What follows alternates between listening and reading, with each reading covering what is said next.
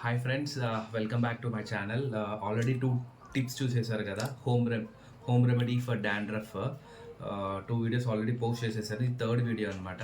So దీనికి మీరు ఏం చేయాలి అంటే నైట్ ఫెనుగ్రిక్ సీడ్స్, మెంతులు ఉంటాయి కదా, వాటిని నైట్ అంతా నానబెట్టి మార్నింగ్ దాన్ని కొంచెం పేస్ట్ లాగా చేసుకొని తలకు పెట్టాలన్నమాట. సో ఇదే ఫెనుగ్రిక్ మెంతుల పేస్ట్ అనమాట. సో ఇప్పుడు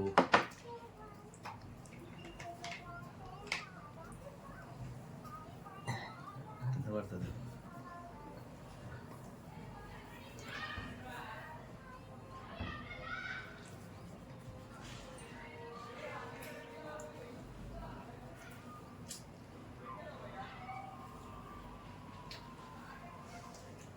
యాక్చువల్గా ఇది వాష్రూమ్లో పెట్టుకుంటే బెటర్ ఏమో, కింద పడుతూ ఉంది.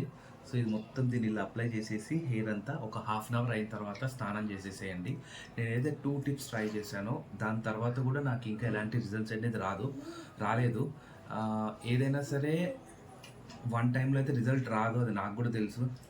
సో దాని గురించి నేను దీన్ని కంటిన్యూస్గా 1 మంత్ అయితే ట్రై చేస్తాను. అప్పుడు తగ్గితే మీకు చెప్తాను రిజల్ట్స్ ఏంటి అనేది. లేదనుకోండి, మీరు కూడా చేయాల్సిన అవసరం లేదు. అండ్ ప్లీజ్ సబ్స్క్రైబ్ చేసుకోండి.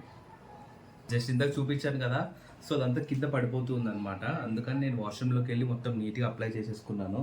అండ్ అది ఎలా ఉంది అంటే మొత్తం అలోవెరా జెల్ టైప్ ఉంది. మేబీ ఇది పనిచేస్తుందేమో అనే ఫీలింగ్ కూడా కలుగుతుంది అది అప్లై చేసిన తర్వాత. ఒక హాఫ్ అన్ అవర్ తర్వాత వాష్ చేసేస్తాను.